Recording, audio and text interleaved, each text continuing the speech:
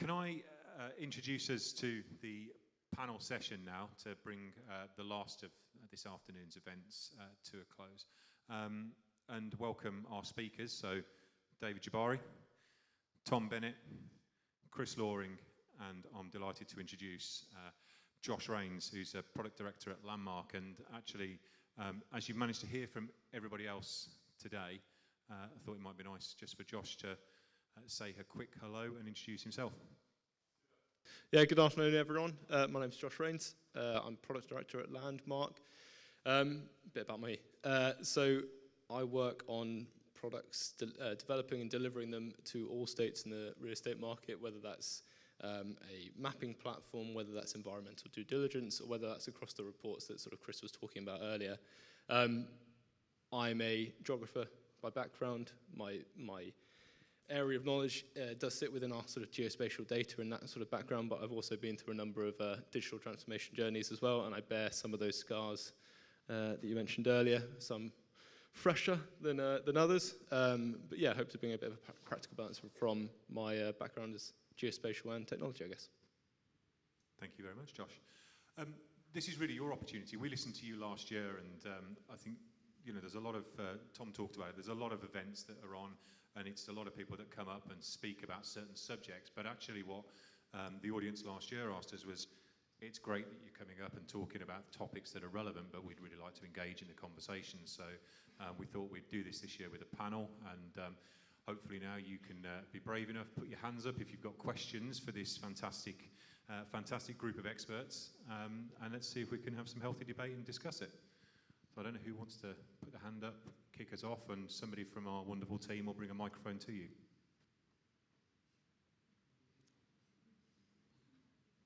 Absolute silence. It's a hand in the middle. As a conveyancer burdened with AML and building regs and all sorts of other things that aren't really conveyancing or law, I must say that I do feel I don't see what role a conveyancer has in advising clients on climate change. It seems to be outside of our skill set to be able to accurately advise what will happen in the future.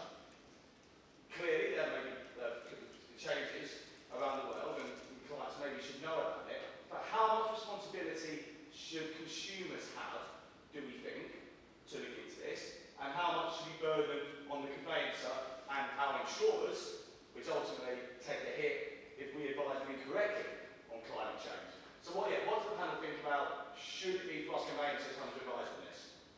I think we've got the perfect person to kick us off in Chris. So yeah, I totally empathise and understand the question.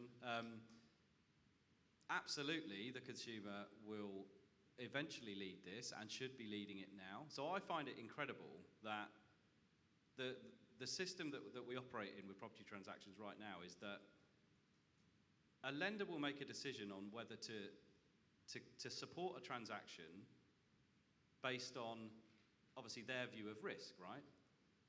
They're looking at that risk today. At the moment, in the majority of the industry, in the majority of the market, they're not thinking about what the situation is going to be in 25 years' time, because their investment, if you like, is drawing down and down and down. The consumer, the house buyer, should only really care about what the situation is going to be in 25 years, because that's when they inherit the asset. But this mindset that they're kind of not all that interested right now, I just find incredible that it's not really their money at the moment, but the investment becomes more important to them as you move through time. So there's that aspect. So the consumer, absolutely. The conveyancer, which is the trickier part, 100% agree with you. It's the science behind it and the points I made about the data and complexity and everything else. It's not a world that a conveyancer should feel the need to step into. It's a world that the conveyancer should feel supported to step into. So I talked about the change in definition of an environmental report. You need to be confident with the people you work with that the expert can convey that information and make it really, really simple to understand for the end home buyer. That's the really key point. Obviously, then there's a whole separate thing about obligation and whether the agents need to get involved in the conveyancer. That's a separate conversation. But I think the confidence needs to come from the people supplying that data. And to me, the natural home for that data within the existing framework of a transaction is an environmental report.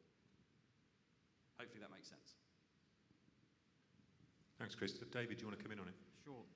Sidestep it to some extent, because obviously the chart that you put up, Chris, was really interesting, seeing the number of risks that have developed over the year from HS2 and all the other things that were listed there. So it's kind of natural that these risks materialise and they change. The question, however, quite rightly points to the burden on the conveyancers and the question of how much of this can they feasibly bear, and that goes all the way back to AML. When that was, I'm old enough to remember when that was first introduced and how controversial it was, the idea that lawyers should take responsibility for vetting their clients. I mean, that was never part and parcel of the job of a lawyer. The lawyer was a bit like the Catholic priest in the confessional box. You're supposed to hear, the client can tell you whatever even the unseemly things that they do, and it wasn't your job to act as an agent for the police and vet them and see whether they're up to no good. So there's been a long process of adding more and more into the conveyancers' workload, and it's controversial because obviously if conveyancers could charge £3,000, £4,000, £5,000 for their services, they'd be very happy to take that burden on. And I think this is the difficulty, isn't it? Because I think anyone listening to your talk would agree that those are really important, really important things that we should all be concerned about. But it's kind of hitting this reality check around the economics of conveyancing.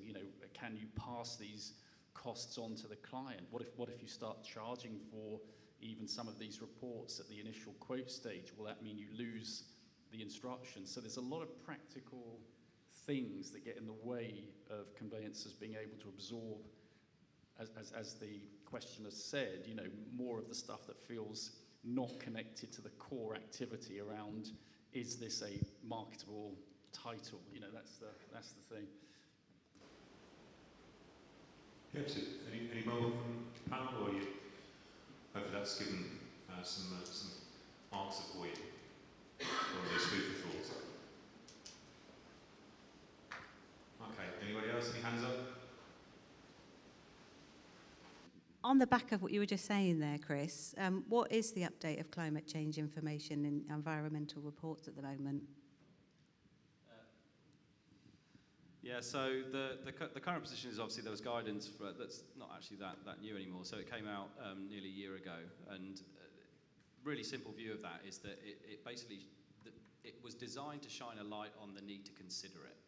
So it's very different for those that work in environmental risk management side of the firm. It's very different to, for example, what happened with contaminated land, which was a warning card. So the language is that you should consider, not that you must or that you absolutely should.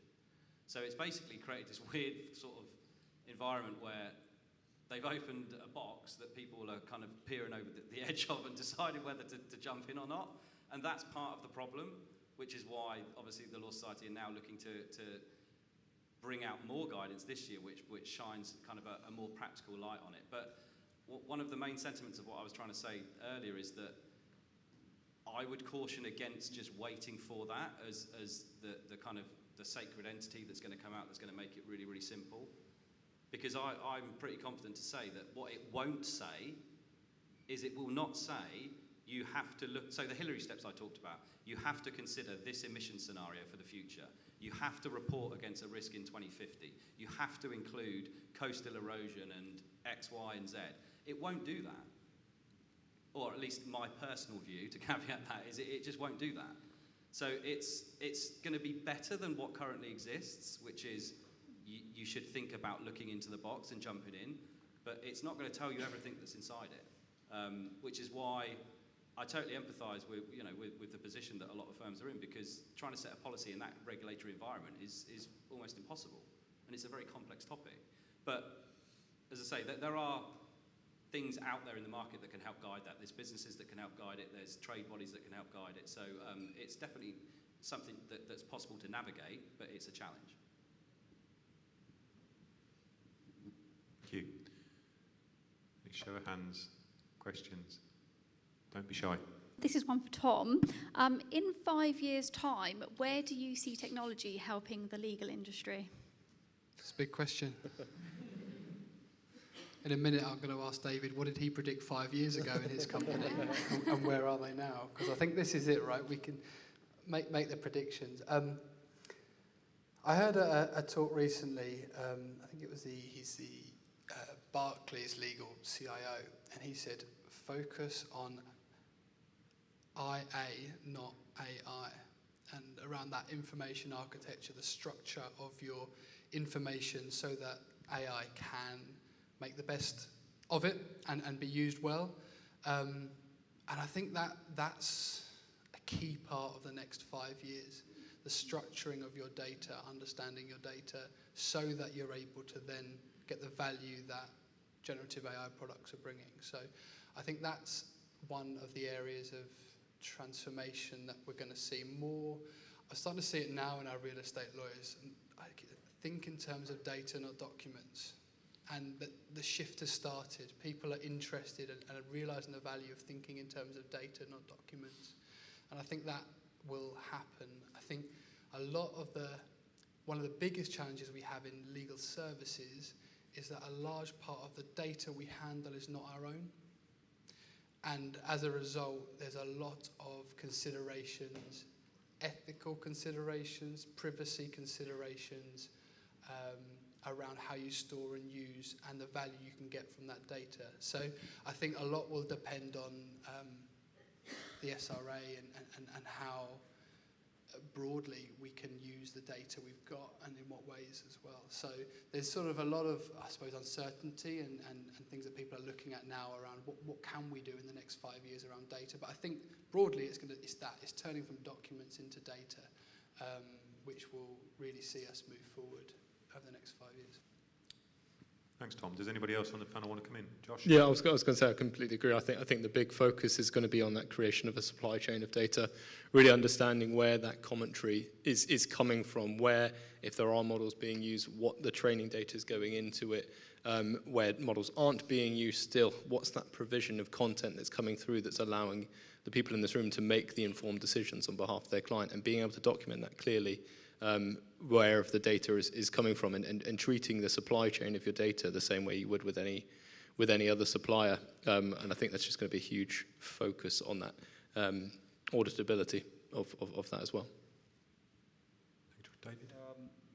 I agree with the others. I mean, I think that the AI and the large language models are probably where the excitement is, but I think it was Bill Gates who said, we get very obsessed with what's coming down the track in 2 years, and we don't see the thing that's 10 years out there. And that's, just in my brief time in conveyancing, there have been at least 2 or 3 instances of that. So blockchain, people get very nervous about that 4 or 5 years ago, and now you're not seeing massively sort of practical uses of it in conveyancing at the moment. Not saying there are some interesting things going on, but not much.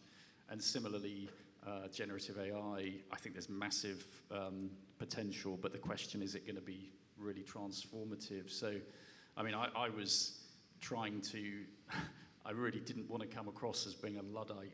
that was my terrible, feeling. I walked away and people say, well, he's just saying it's going to be like it was 190 years ago. And Chris, you were saying, you're quite right, the modern consumer, they want a different experience, but I still feel there's some very messy things around this process that it's not like ordering a parcel where you can get instant gratification. You don't want instant gratification when you're buying a house. You don't want to move in 10 minutes. You need more time. So I still feel that what we're going to see is these sort of tweaks to the process, this increased slickness to bits of the process. That's what I would predict. The financial settlement will get slicker.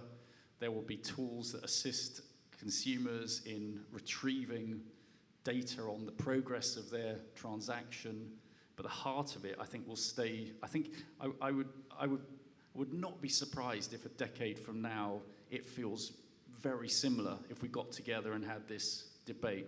I mean, that's a terribly negative thing to say, but the only reason I say this actually is that we were doing a proposal for a big mortgage company, and one of my fellow directors gave me the name. I said, I remember doing a proposal for those guys back in my previous law firm, and I'm sort of very anal about keeping all my documents, and I went and found it, and it was 10 years old, and I read it, and I thought, hell, it's exactly the same arguments we're making then about account managers and all this stuff. So I don't want to come across as being a Luddite, but I think there's going to be a lot of similarity to the process. I think one thing we're seeing on the commercial side is augmented teams when it comes to delivery of legal services, and clients expecting teams that aren't lawyer from top to bottom. We have clients who mandate use of technologists, project managers, technology on their matters. And generally law firms will follow where their clients demand. So I love it. I love it when a client says, fix the cost, or you have to bring in a technologist, because that provides us with opportunity, right, to really innovate. And more clients are more savvy around what the potential of legal technology is for commercial real estate, which forces us to change and innovate, which is, someone in my role, great job. Others in the firm may disagree, but yeah, I think that where the clients demand, the law firms will go from that side. Tom, you made a really interesting point in your presentation about it's partly what the firms are prepared and want to do, isn't it? And like I said, interestingly, the first wave of AI, we looked at it, we looked at orbital witness and all these other techniques, and Landmark doing really interesting things there as well. And we struggled to see how we could apply it in the process. Conveyancing didn't seem to be the right kind of process for it. And then the generative AI comes along, and interestingly, it seems to kind of have a bigger impact for, say, commercial law. Like I said, if a 0 to 3 year qualified lawyer, generative AI is doing quite a lot of what you could ask those guys to do. Go and draft a letter, go and draft a basic contract, here are the parameters. But of course the firms, what does that do to their model, to their training, and how do you bring people through? So it's all these other practical things that might get in the way, not just, the technology won't just automatically be adopted. I think just to follow that, my mind then went back to the point you made about paying more attention to the problem and really focusing deeply on the problem. And I think relating to what I was trying to say about the charting the future, the problem when you think about being able to do that is that we're not ready for the world that we're walking into.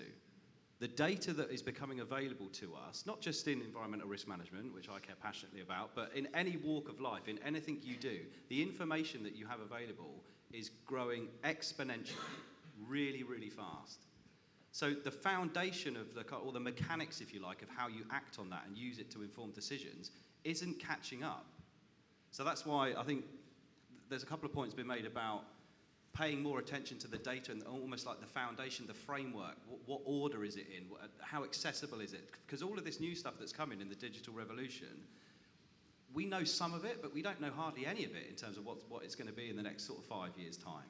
So what we actually should focus on is getting almost, if you like, the back office in order, getting the library in order so that everything's really robust and systematic, so that whatever comes, we can dial in and know exactly what aisle to walk down and exactly what numerical order book we need to pull out to fix the problem. But because that's not commercially, it doesn't have the same appeal as biometric AML or all of these great kind of front end things that win us business and show us that we've got USPs or advantages to other customers. There's all that commercial thing that's pulling us away from that. So we need to find a way to make that the point of investment at the same time as chasing the future. And that's a massive trade-off, but it's really important. Thank you. I think I'd just like to sort of add to that and close that question off in the fact that Tom talked about it a little bit in his presentation, which is how we used to burn CDs, label music, and then you had iTunes. There's lots and lots of opportunity out there, but I think everybody has to sort of ground themselves and think, well, what is the problem that we're trying to solve? And think about that first and foremost before we start thinking about, well, what's the solution, what applications of innovation and technology you start to deploy around it. Okay, any other questions, any hands up anywhere?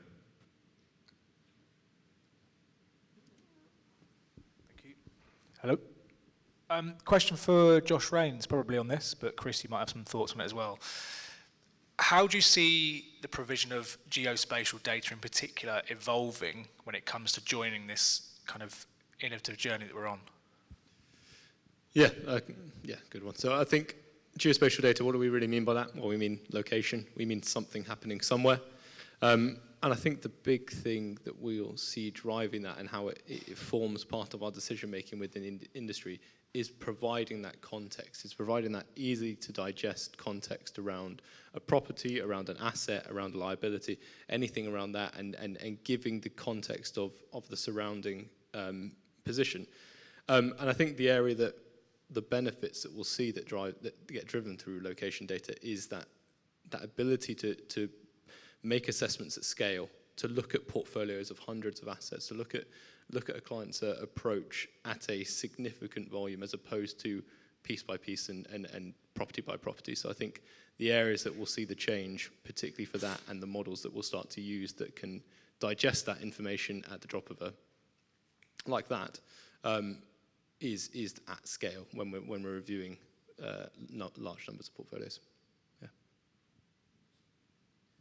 So just to add a slightly different lens to that, I think the big thing for me with geospatial is going to be interoperability. I managed to say it.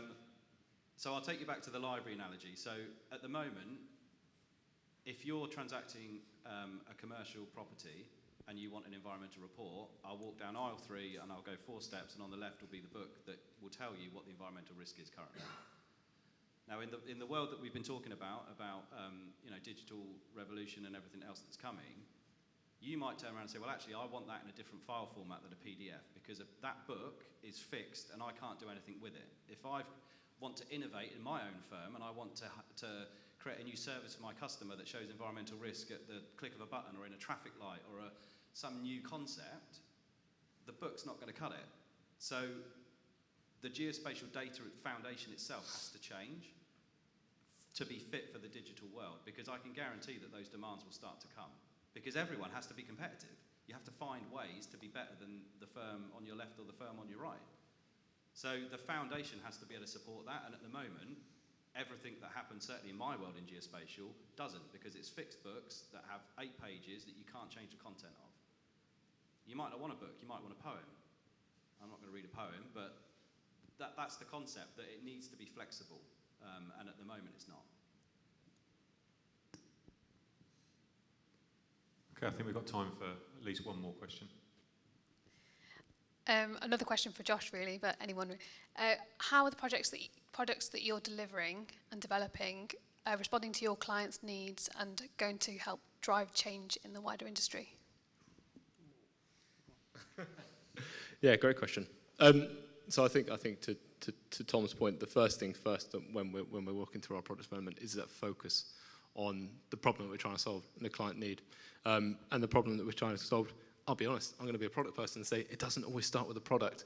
A big part of it will come through process, through people, through any number of different pieces. And the big challenge that we face is being able to put the products and services that we're putting forward into those. Chris has already talked to a number of the products that are coming forward, and particularly a focus on how we discuss climate change, how we make that available. And I think a big part of using geospatial data in products is making it digestible, making what is arguably at the end of the day I'm going to try to avoid this, a point of information with metadata underneath it, is making that into a digestible point of information that someone can turn into fact and opinion and advice for their client. So a big part of where we're driving a lot of our focus is in our presentation, is in our consumability, and in our ability to digest that information into actionable things. So not just, it's a flood. It's a flood. Is it bad? Is it got depth? Is the probability of those increasing? Is it decreasing? Where and what asset? What part of my asset is it affecting? All of those, and making that as digestible as possible is how we plan to support our clients in terms of using those going forward. Anybody else want to come in, or are we happy with that. Slightly off piece, but this made me laugh. Talking about product, right? And we're looking at innovation and what we can do. I was chatting with a senior lawyer in our business recently around potential pilots, around generative AI and drafting, and for a lawyer, right, that's a core part of what they do. But thinking about it from a product perspective, I was like, okay, is this going to solve a problem for you? What's the problem? And he said, sounds great. He said, but can I get generative AI for the first thing I do when I log on in the morning? It's drafted the 10 emails I need to send to chase clients to pay their bills. And that, he said, that to me is a much more useful use of generative AI than doing the thing I'm good at and I'm paid to do and I do really well, which is legal advice.